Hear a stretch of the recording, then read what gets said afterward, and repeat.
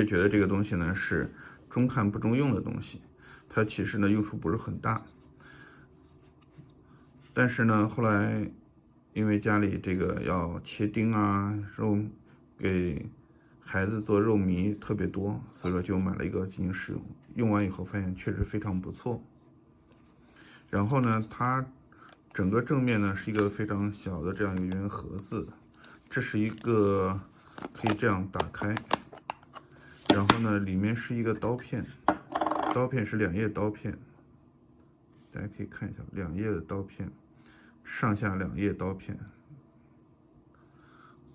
正面刀片和反面刀片，它上下的2个端是不一样的，一个圆柱的，一个是有齿轮状，这是圆柱的，然后放上刀片，然后呢，这个卡着星状的，然后这个星状的。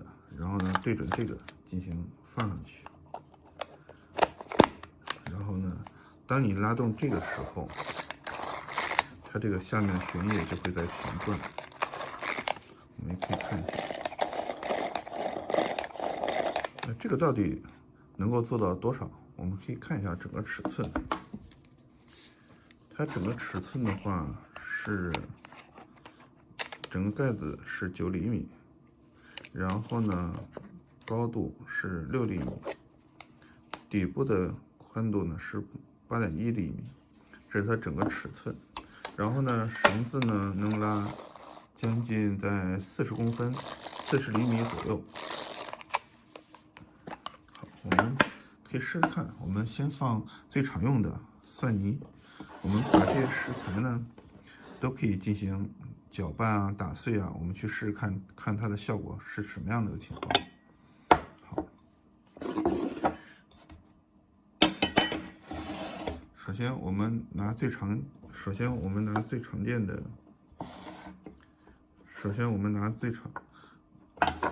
这些食材呢是我们这次用来做实验的，看它到底打碎的程度是什么样子的。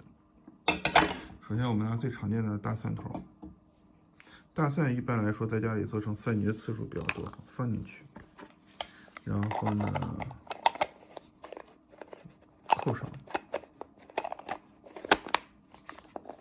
好，这就蒜进去。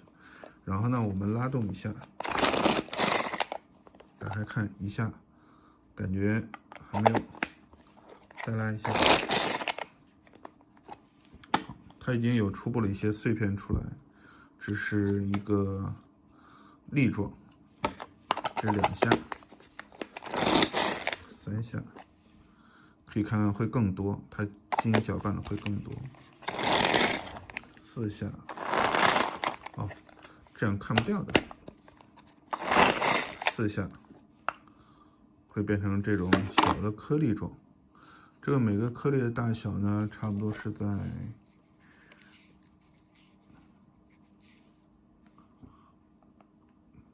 0.7毫米左右。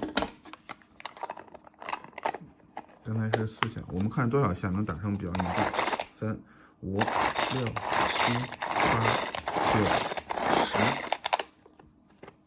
10下以后就会变成这种非常小，已经有蒜泥的这种样子出来。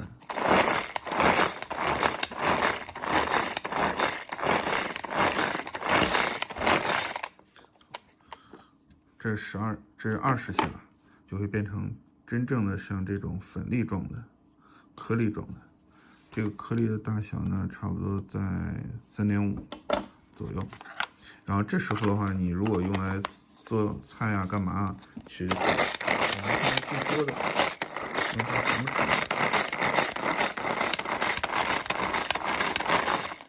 ？30下，然后就变成这种微粒状了，非常小。然后我们再试试硬一点的红薯，这是土豆，硬点的土豆放进去，看看能不能搅拌的碎。好，这是土豆，我们试试看。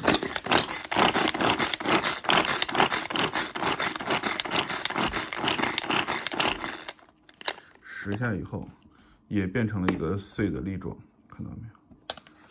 然后呢，我们再来。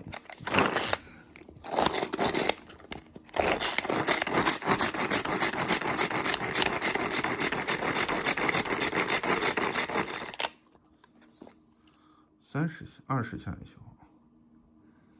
是这样的情况。然后呢，我们看看30下，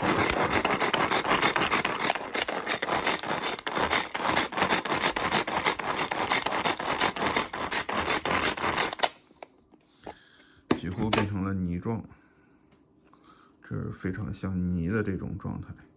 所以说呢，一般算下来，如果想打成这种微颗粒状的话，差不多需要，对于蔬菜类的话，需要30下左右，就可以打出来这种微颗粒状态。我们看一下，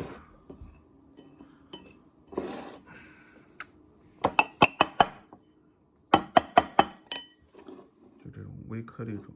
这种微颗粒状态呢，有多大？整个算下来差不多非常小，3毫米、2毫米左右，2、3毫米左右这种微颗粒状。我们再试一下红薯块。其实红薯的话，它们大部分切的话，像这种是在2厘米左右这样一个方块，正好能够放下去，这样是最合适的。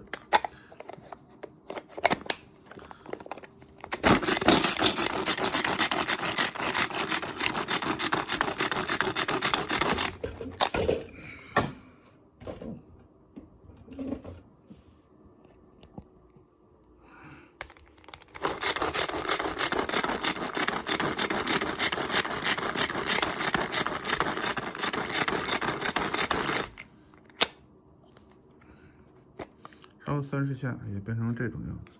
它有些东西呢放下去，然后呢再来，这个是非常好用的。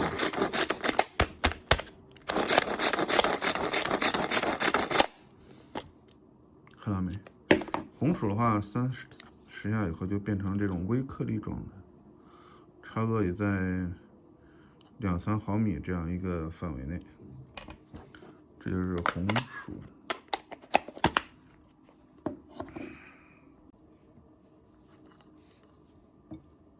最后我们来放肉，肉是肉糜啊，是我们最难用、最考验这个机器的，因为肉有韧性，看它能不能给它全部给它弄成肉糜状。所以肉到底好不好，考验的是一个是刀头到底是不是很锋利，另外一个看它整个的拉力是不是更好。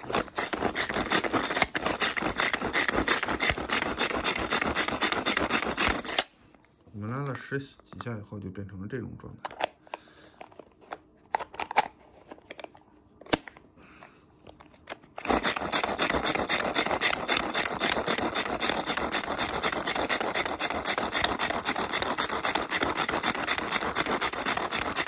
30下，就完全成了这种肉糜状。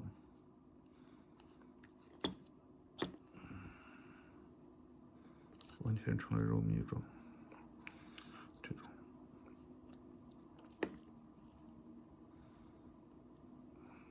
非常棒，而且它把所有的东西都全部弄断了。如果炒菜做饭啊，非常方便。我们极限测试，看看它什么样。